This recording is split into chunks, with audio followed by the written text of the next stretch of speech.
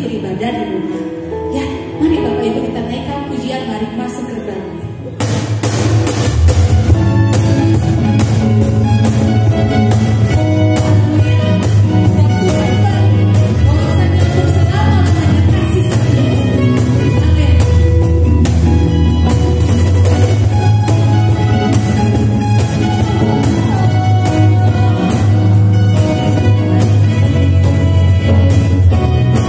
Thank you.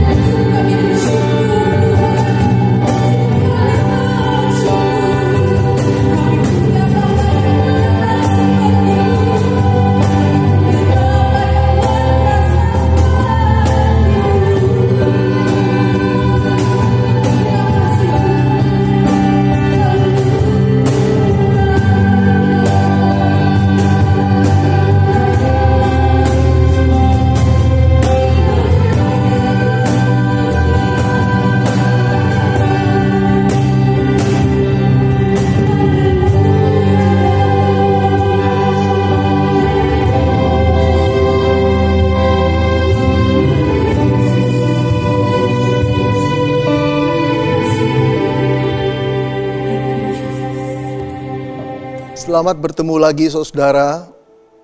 Kita berada dalam satu kebaktian. Kita tahu Tuhan hadir di tengah-tengah kita dan akan berfirman, memberikan kekuatan kepada kita. Mari saudara, saya ingin membacakan sebuah ayat yang terambil dari Mazmur 22 ayatnya yang pertama. Mazmur 22 ayatnya yang pertama. Inilah Mazmur dari Daud. Dia berkata demikian, Allahku, Allahku, mengapa engkau meninggalkan aku? Aku berseru, tetapi engkau tetap jauh dan tidak menolong aku. Saudara, pasti saudara sebagian dari kita mengenal seorang penulis dari Inggris yang bernama C.S. Lewis. Saudara, dia sastrawan Kristen yang betul-betul mendunia. Di dalam salah satu tulisannya, hasil karyanya yang berjudul The Chronicles of Narnia, itu menjadi satu karya yang gemilang saudara, yang disaksikan oleh orang-orang hampir di seluruh dunia ini. Tapi yang menarik adalah saudara, dia pernah mengajukan satu pertanyaan kepada Tuhan saudara. Pertanyaan yang sebetulnya sangat relevan bagi kita semua, apalagi dalam situasi yang kita hadapi belakangan ini. Apa yang dia tanya kepada Tuhan saudara? Dia berkata begini, Tuhan, mengapa engkau lebih mudah ditemui saat hidup ini berjalan lancar? Tetapi begitu sulit aku ketemui ketika hidup ini, saudara, aku membutuhkan pertolonganmu. Kenapa Tuhan? Saudara yang dikasihi Tuhan, saya yakin ada banyak orang yang mengiyakan perkataan daripada C.S. Lewis ini. Ada kebenaran di dalamnya. Tuhan lebih mudah diketemui, saudara, saat hidup kita berjalan lancar. Tapi betapa sulitnya untuk menemui beliau ketika kita membutuhkannya. Dia menghilang entah kemana. Apalagi di dalam situasi COVID seperti ini saudara. Ada banyak anak Tuhan yang mengalami banyak persoalan. Baik persoalan kehidupan, baik persoalan penghasilan, kesehatan, macam-macam yang menekan jiwa banyak anak-anak Tuhan. Mereka menjerit, mereka berdoa, mereka meratap kepada Tuhan. Tetapi tidak ada respon daripada Tuhan. Tidak ada jawaban doa yang nyata yang mereka alami. Lalu di manakah Tuhan itu sebenarnya, saudara? Saudara-saudara, mungkin saja pertanyaan itu menjadi pertanyaan saudara saat belakangan ini. Karena memang itulah yang dihadapi oleh kebanyakan orang pada umumnya. Saudara, saya kenal seorang anak Tuhan. Ia dan istrinya merupakan pelayan-pelayan Tuhan yang mendedikasikan hidupnya sepenuhnya bagi kemuliaan Tuhan. Saudara, walaupun sepasang suami istri ini hanya karyawan biasa dan gajinya juga pas-pasan, saudara, tetapi mereka sungguh-sungguh hidup dengan pengucapan syukur dan melayani Tuhan sebagai WL di gereja mereka.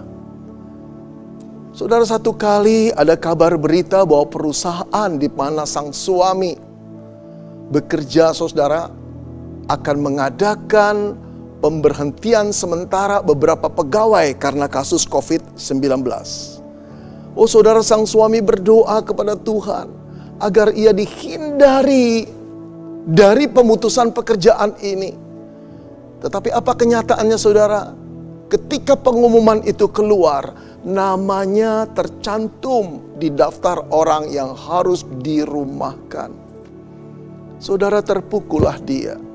Namun jauh lebih terpukul saudara ketika dia pulang, ternyata istrinya juga mendapat perlakuan yang sama di perusahaannya. Saudara-saudara, betapa menakutkannya jalan hidup mereka di depan. Sudah terbayang saudara, bulan depan mereka harus membayar kontrak rumah. Ada 13 kali cicilan motor yang harus mereka bayar. Masih 13 kali. Belum cicilan TV, belum biaya hidup, belum dukungan buat orang tua mereka.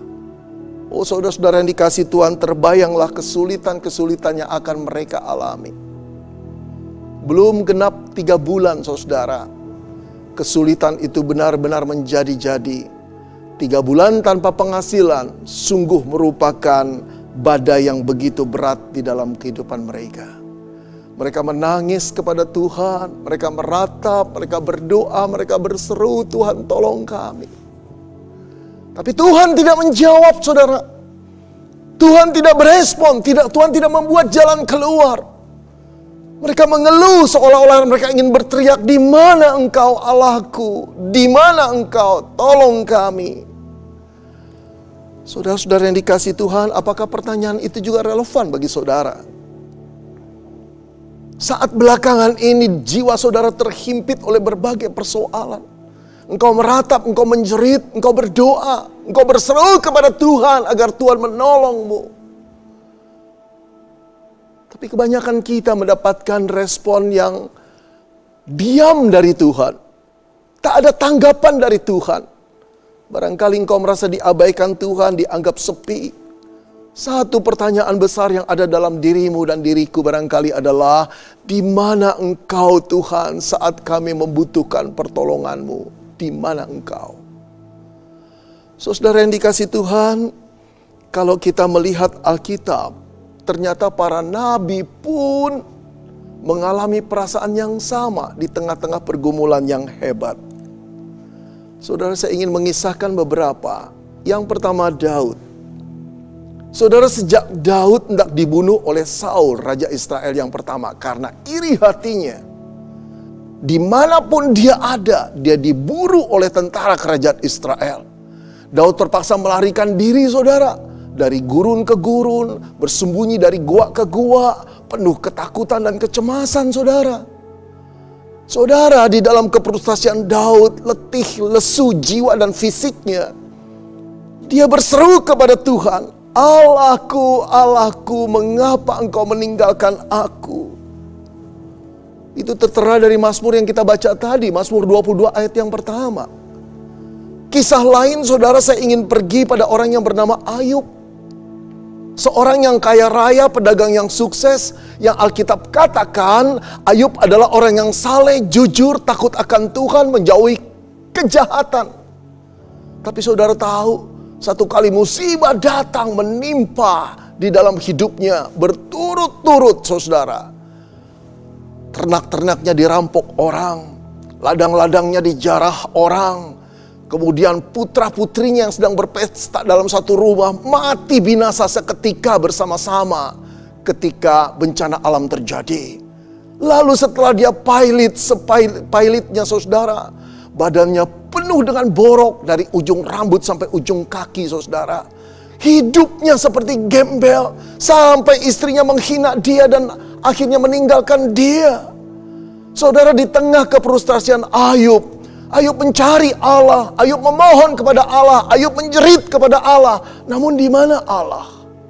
Saudara, dengarkanlah keluhan Ayub yang berkata, "Sesungguhnya kalau aku berjalan ke timur, ia tidak kudapati di sana.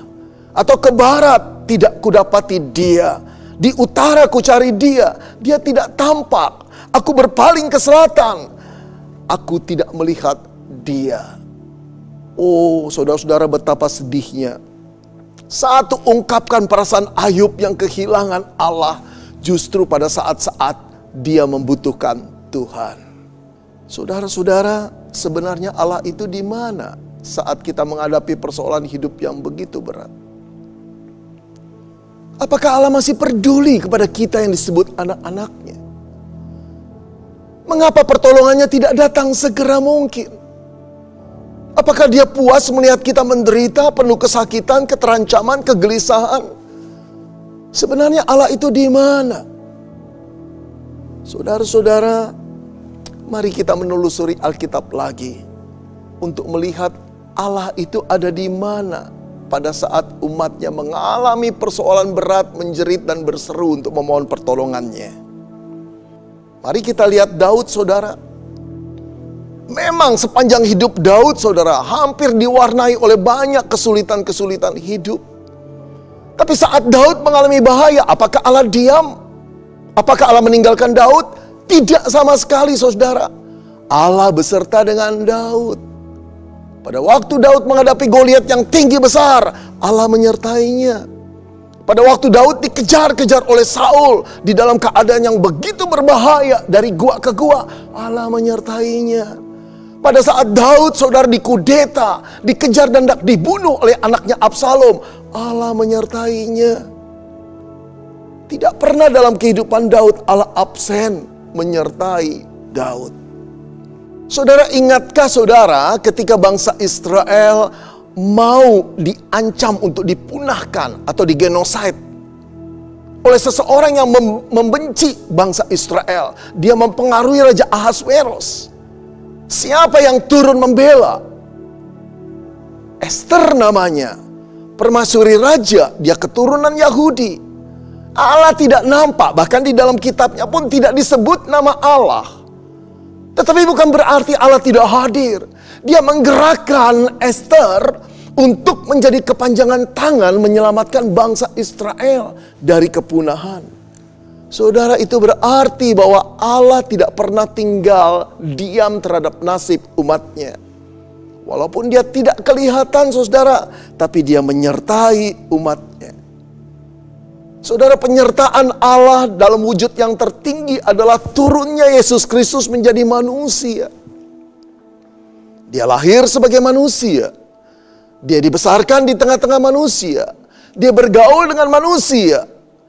Di dalam dia bergaul dan berkomunikasi, dia melawat manusia. Saudara-saudara, dia mengasihi manusia. Tidak ada manusia yang tidak dikasihi. Dia menerima keberadaan manusia dengan segala kekurangan-kekurangannya. Dia mencintai. Dia juga mengajar manusia akan kebenaran. Bagaimana mereka harus hidup yang benar di hadapan Tuhan. Dan kasihnya yang terbesar, saudara-saudara, ditunjukkan ketika dia naik ke kayu salib mengorbankan jiwanya. Untuk apa, saudara? Dia mengorbankan jiwanya agar kita yang berdosa tidak dihukum Allah. Penyaliban Yesus di kayu salib merupakan penanggungan, substitusi, pergantian jiwa kita yang seharusnya mati dihukum oleh Tuhan karena dosa-dosa kita. Namun Kristus membayarnya. Saudara-saudara, saat dia ada di kayu salib, saat itu murid-muridnya meninggalkan dia. Saat itu pengikut-pengikutnya malah berbalik mencaci maki dia. Saat itu, saudara, justru Allah meninggalkan dia. Sehingga menjeritlah anak Allah itu, "Allahku, Allahku, mengapa engkau meninggalkan aku?"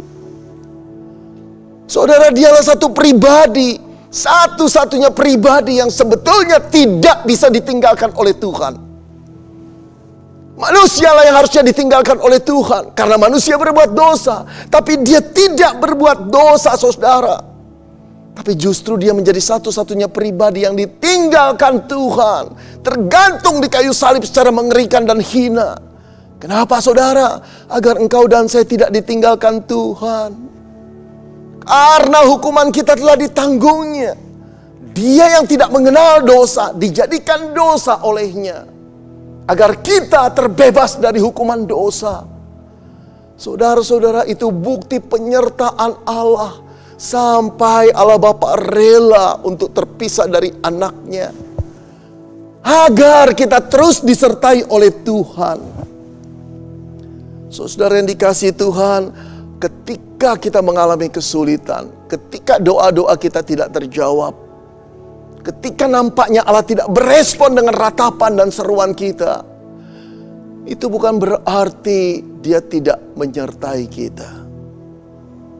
Saudara, walaupun kita tidak bisa melihat hadirat Tuhan, tapi bukan berarti Tuhan tidak hadir. Tuhan tetap hadir dalam kehidupan umatnya, saudara-saudara. Oh saudara, mari, ketika kita punya HP kehabisan pulsa, kita on, kita lihat sudah tidak bisa connect dengan wifi internet kita. Lalu kita mulai klik icon wifi. Di sana banyak tulisan-tulisan, saudara, wifi orang lain. Barangkali ada yang namanya metafor.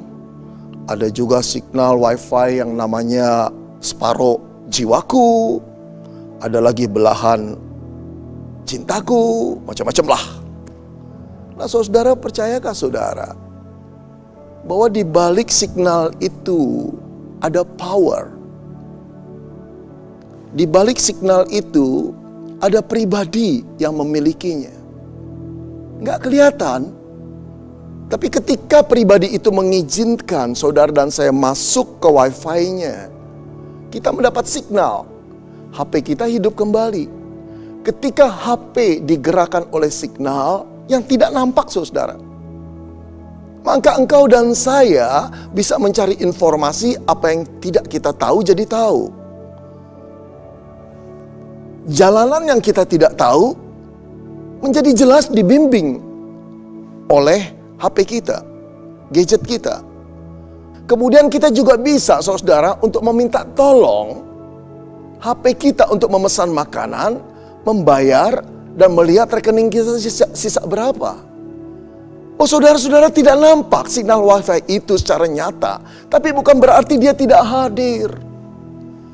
Saudara, hal yang sama ketika kita berdoa menjerit kepada Allah, kita tidak merasa hadirat Allah, tapi bukan perasaan kita sekarang yang harus kita andalkan. Pengetahuan kita tentang Allah, bahwa dia adalah pencipta alam semesta, bahwa dia adalah roh, bahwa dia adalah Allah yang tidak pernah meninggalkan ciptaannya. Dia tetap memelihara bersama dengan ciptaannya. Dia tidak pernah meninggalkan ciptaannya. Bahkan dia memberikan Yesus Kristus untuk Allah yang Immanuel itu tetap menjadi bagian kita dan hadir dalam hidup kita. Saudara, sampai Paulus berkata tidak ada satupun yang bisa memisahkan dari kasih kita dari kasih Kristus. Tidak, penderitaan, ketelanjangan, kekurangan, apapun tidak, bahkan kematian pun tidak. Saudara-saudara, masih kurangkah engkau percaya bahwa Allah tidak pernah meninggalkan kita? Jadi di mana Tuhan pada waktu kita menghadapi penderitaan, berdoa dan berseru dan dia tidak menjawab? Dia hadir. Dia mendengar doamu. Dia tahu kesulitanmu. Karena dia ada pada saat engkau berdoa. Dia memandangmu, dia menilikmu. Oke Pak, saya boleh mengakui bahwa Tuhan itu hadir dalam kehidupan saya. Barangkali ada orang yang berkata begitu. Atau pikiran saudara berjalan seperti itu. Lalu saudara lanjutkan, tapi masih ada satu pertanyaan Pak yang memburu di kepala saya.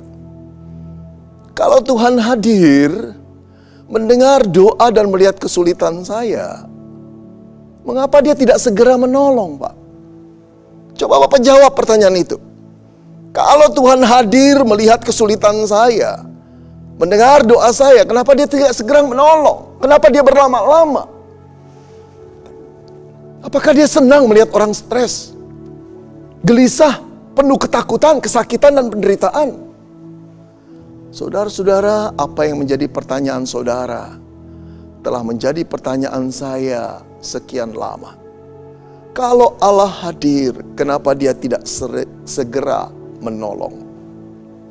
Saudara-saudara, kalau kita melihat Alkitab, kita harus mengakui bahwa Allah seringkali menolong umatnya berlambat-lambat memang. Kita harus mengakui itu. Saya tunjukkan pada saudara. Ketika orang-orang Israel berada di Mesir, mereka terjajah, dipekerjakan rodi, dipaksa, bahkan anak-anak mereka pernah dibunuh. Saudara, berapa lama mereka menderita sampai Allah menolongnya? 400-an tahun. Kita bertanya, kenapa Allah selama itu setelah banyak korban jatuh, kenapa Allah tidak segera menolong? Katanya dia hadir, tapi kok tidak menolong? Saudara-saudara, mengapa Allah tidak menolong Israel di Mesir sampai 400 tahun kemudian? Jawabnya kita tidak tahu dan tidak ada seorang pun yang tahu. Mari saya perlihatkan lagi saudara. Ketika bangsa Israel dijajah di Babel, sebagai orang-orang jajahan yang terbuang di sana, kehidupan mereka tidak nyaman, tidak senyaman kampung halaman mereka bukan? Mereka menjerit kepada Tuhan ketika mereka terancam untuk digenosid, saudara. Sampai Allah membebaskan mereka. Berapa lama Allah membebaskan mereka? 70 tahun. Kenapa begitu lama? Kenapa tidak 7 tahun? Kenapa tidak 7 bulan? Kenapa tunggu 70 tahun? Seolah Allah itu memang berlama-lama dan menikmati kesulitan umatnya. Saudara-saudara, mengapa Allah begitu lama menolong umatnya? Jawabnya, kita tidak tahu saudara. Dan tidak ada seorang pun yang tahu. Mari kita berangkat dan mempertanyakan kepada Tuhan. Kenapa dia begitu lama menolong Daud, menolong Ayub di dalam kesulitannya. Sampai belasan tahun mereka bergumul di dalam ketakutan dan kefrustrasian. Di dalam ancaman bahaya dan penderitaan. Kenapa Allah menolong mereka sampai belasan tahun? Saudara, harus kita katakan, kita tidak tahu jawabannya. Dan tak seorang pun yang tahu. Namun saya ingin mengutip sebuah ayat saudara. Yang Yesaya katakan demikian. Sebab rancanganku bukanlah rancanganmu. Dan jalanku bukanlah jalanmu. Demikianlah firman Tuhan. Seperti tingginya langit dan bumi. Demikianlah tingginya jalanku dari jalanmu. Dan rancanganku dari rancanganmu. Saudara, firman ini berkata Tuhan tidak bertindak secara sembarangan. Asal-asalan, tanpa perencanaan. Dia juga tidak bertindak secara intuitif. Seperti seorang seniman yang hanya berkarya kalau datang inspirasi. Atau dia bukan seperti seorang gadis yang mudi. Yang hanya mau melakukan sesuatu yang sesuai dengan tergantung perasaannya. Tidak sama sekali saudara. Allah adalah Allah yang terencana. Allah adalah Allah yang berhikmat. Allah adalah Allah yang pandai. Allah adalah Allah yang maha bijak, saudara. Dia bertindak sesuai dengan keputusannya, saudara. Saya ingin menunjukkan saudara lagi. Sejak Adam dan Hawa jatuh dalam dosa, Allah sudah menjanjikan seorang juru selamat akan datang. Membebaskan manusia dari dosa. Di malam Natal yang pertama, Yesus Kristus itu datang.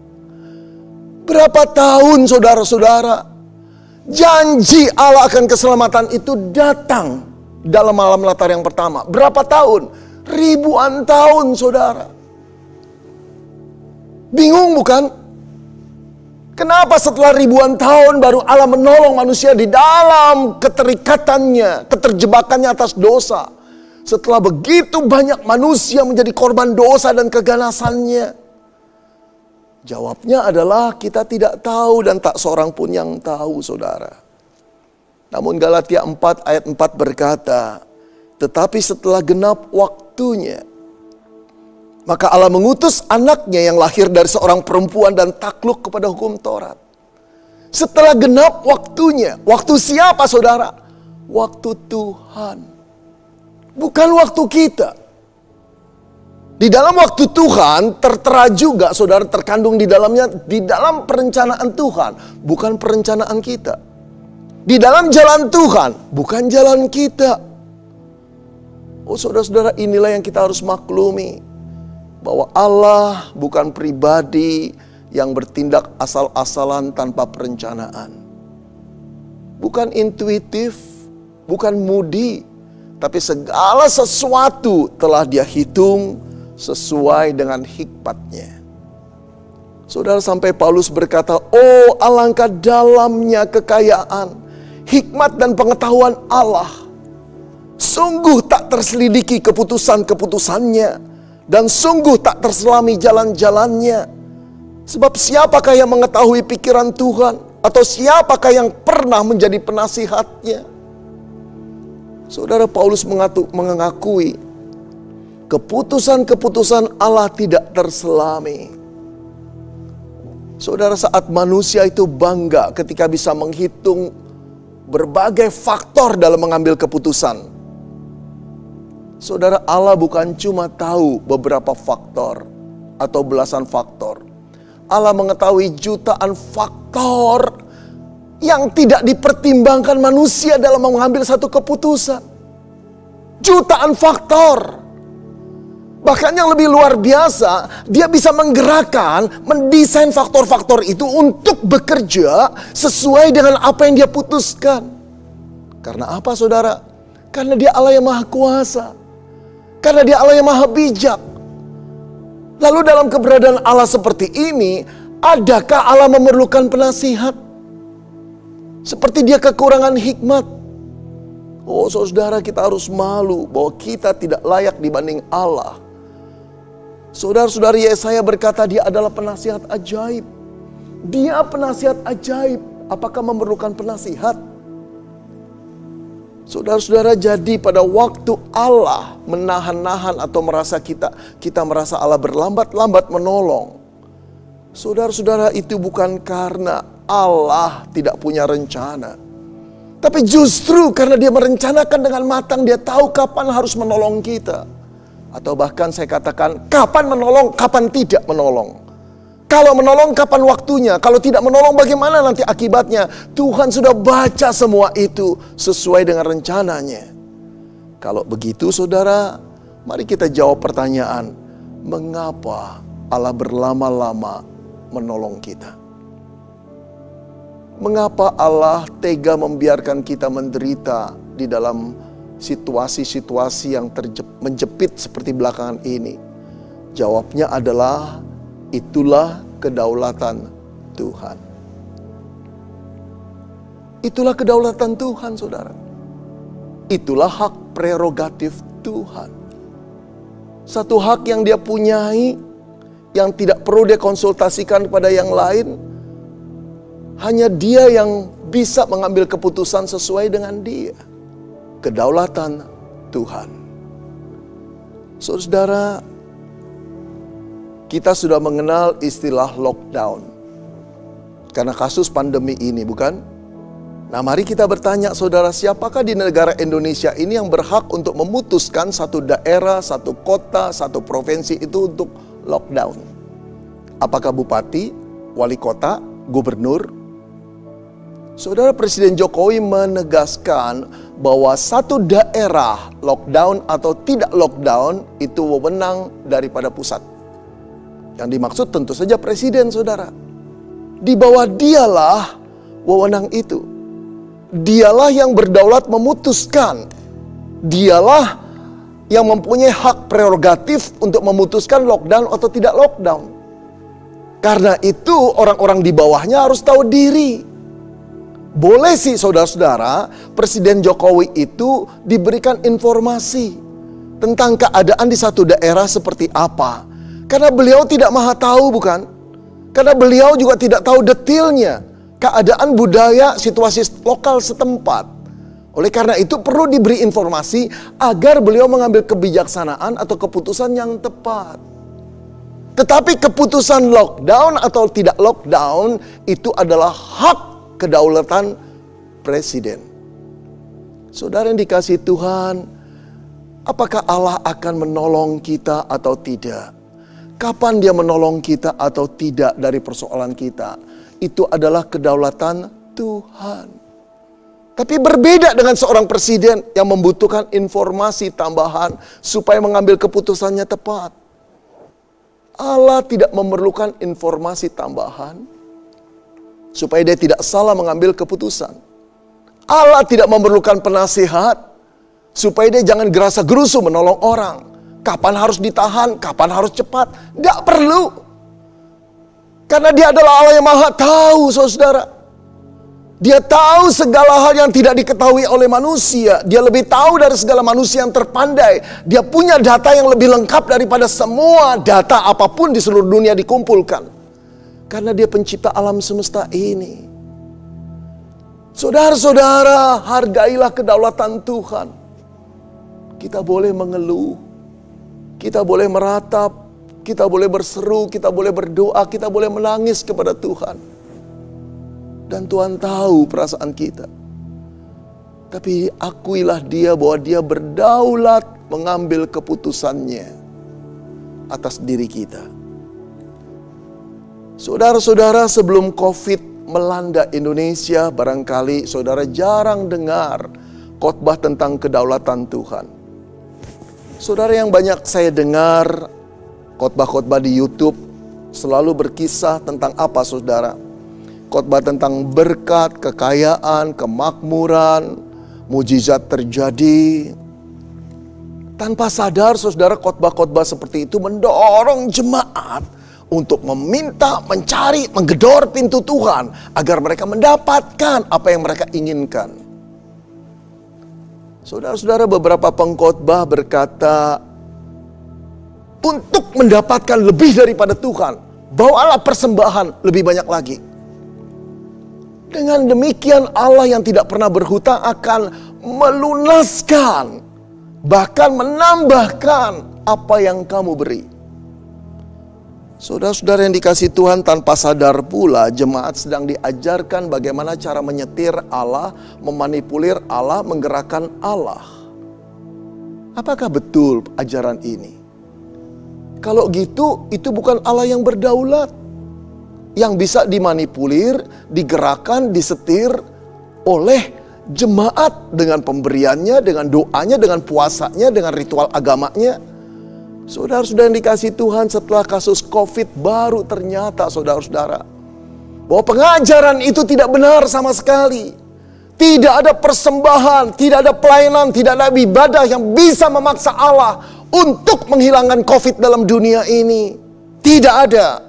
Tidak ada doa, tidak ada iman, tidak ada puasa, tidak ada penengkingan untuk membuat COVID ini hilang dari muka bumi.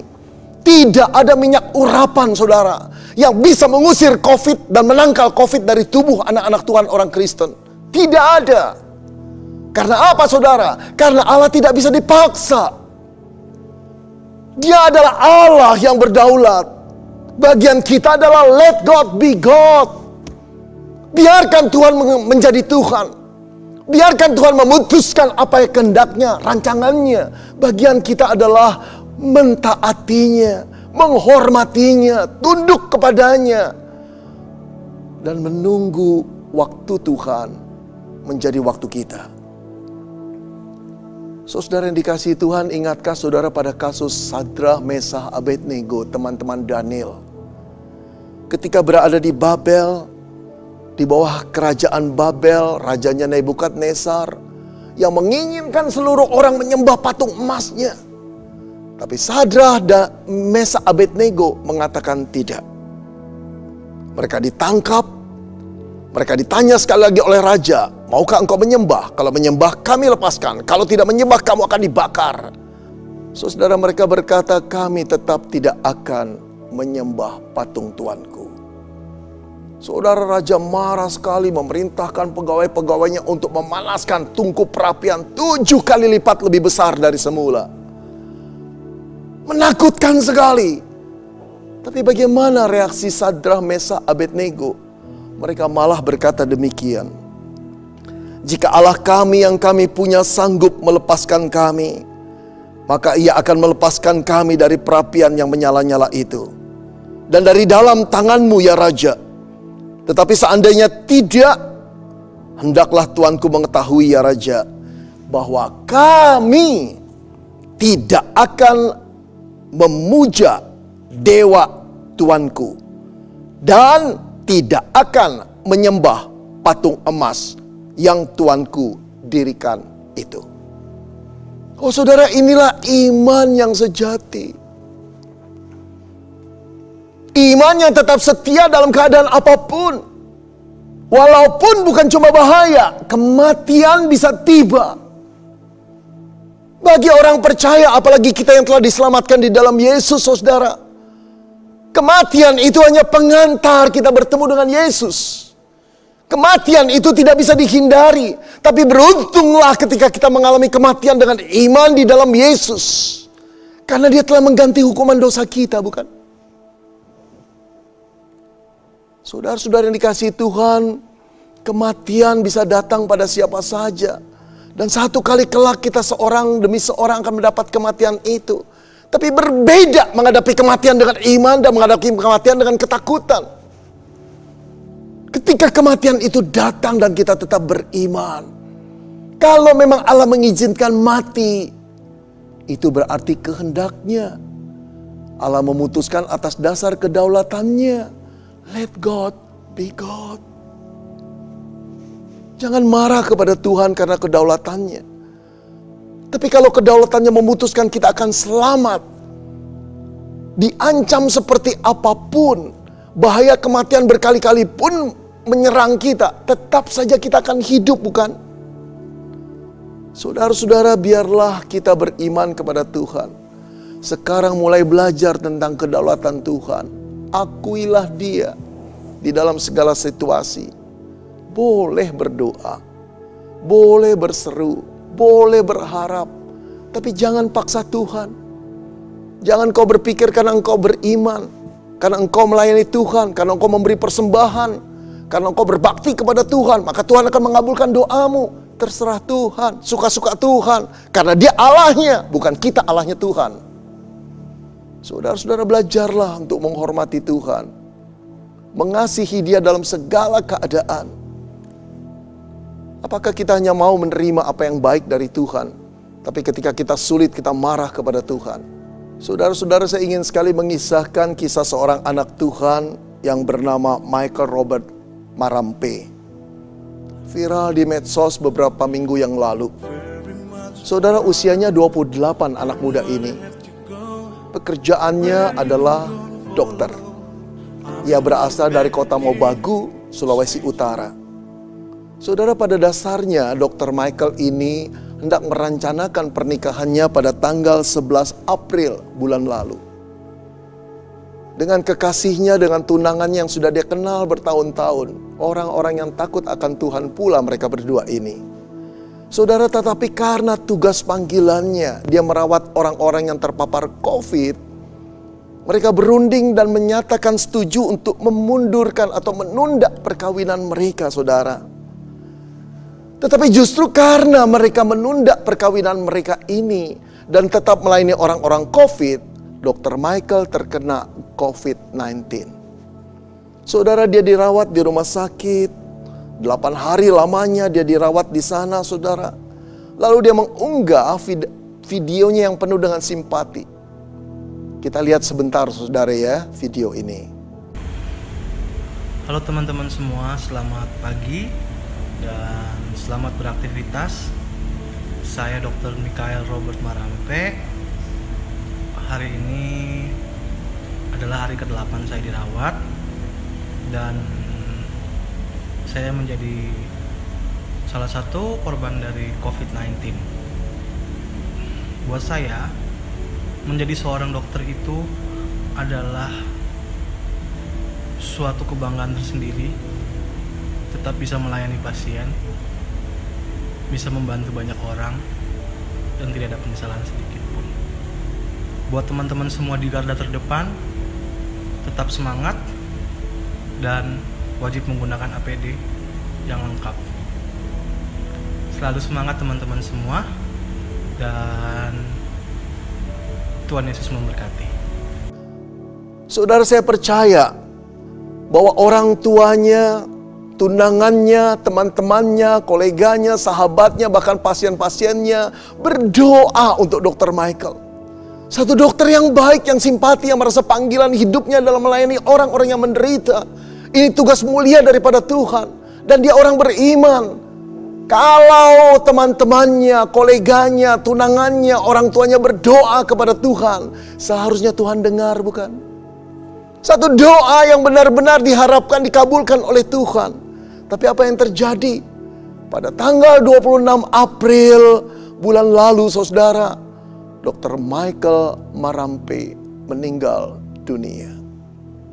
Oh, saudara-saudara, merataplah teman-temannya, merataplah dunia kedokteran, merataplah tunangannya, merataplah orang tuanya. Merataplah kita orang-orang Kristen. Dengan satu pertanyaan, mengapa Tuhan kau tidak tolong anakmu? Kurang apa dia? Oh, saudara yang dikasihi Tuhan, bukan kurang apa Michael itu. Tapi kita harus mengakui keputusan terakhir berada di tangan Allah, bukan di tangan kita. Dia Allah yang berdaulat.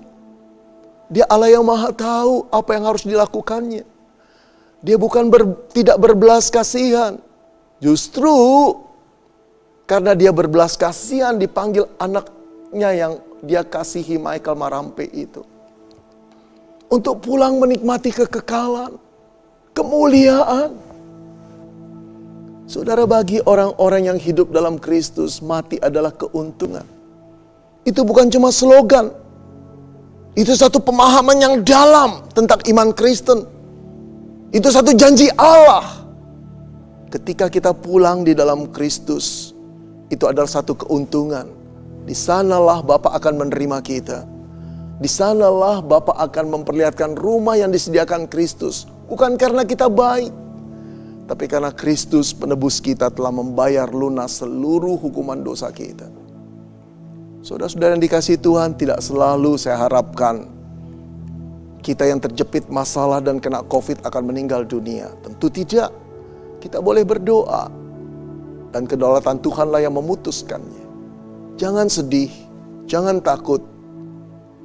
Dengan mengakui kedaulatan Tuhan, disitulah kita menunjukkan iman yang sejati. Lakukan apa yang kau pandang baik Tuhan. Aku akan menerimanya. Tuhan akan menghibur, Tuhan akan menguatkan engkau dan saya di dalam masa-masa sulit ini. Tapi jangan saudara, jangan berkurang imanmu kepada Tuhan. Justru di saat seperti inilah Tuhan menguji apakah iman kita menjadi emas yang murni atau cuma besi karatan yang tak berharga. Biarlah kita berkata, Tuhan tolong aku untuk boleh mengakui engkau Allah yang berdaulat. Lakukanlah apa yang kau pandang baik bagi kami anak-anakmu. Amin. Bapak, Ibu, Saudara yang kasih Tuhan, kita sudah mendengarkan firman Tuhan. Biarlah firman Tuhan boleh menjadi kekuatan dan sukacita kita di dalam menjalani hidup kita. Di dalam zaman yang seperti ini, kita tetap percaya Tuhan bahwa Tuhan berdaulat. Mari kita berdoa untuk mengakhiri ibadah kita pada hari ini. Mari kita berdoa. Terima kasih Tuhan, kalau Tuhan sungguh luar biasa hidup. Biarlah kami tidak mempertanyakan di manakah Engkau Tuhan, karena Engkau ada di dalam kehidupan kami, di dalam hati kami, di dalam pikiran kami, di dalam setiap gerak langkah rencana kami ke depan, bahkan kehidupan kami sehari-hari. Engkau ada, Roh Kudus yang memberikan kekuatan demi kekuatan, Tuhan yang memberikan perlindungan, penyertaan Tuhan sempurna bagi setiap orang yang percaya. Bagi setiap orang yang menanti-nantikan Tuhan, Engkau akan memberikan sayap burung Raja Wali yang akan naik terbang mengatasi segala masalah badai hidup Tuhan. Terima kasih Bapa. Biarlah kami tahu Tuhan ada menyertai kami. Tuhan berdaulat atas hidup kami. Kalau Engkau izinkan segala sesuatu, bahkan itu mungkin hal-hal yang tidak menyenangkan, tidak mengenakan bagi kami, dan biarlah kami tetap bersyukur Bapa. Kami percaya Engkau tetap punya rencana yang besar. Kami percaya Engkau tetap mengasihi kami, pribadi lepas pribadi. Terima kasih Bapa. Terima kasih buat hari ini. Biarlah nama Tuhan ditinggikan, dipermuliakan, dan kiranya turunlah kasih, anugerah, limpah karunia Tuhan, damai sejahtera, kuasa, bahkan kasih Bapa di dalam Yesus Kristus boleh menyertai kami sejak saat ini sampai Maranatha. Dan biarlah kami hidup di dalam naungan-Mu Bapa, sehingga kami terpelihara di dalam kasih setia-Mu.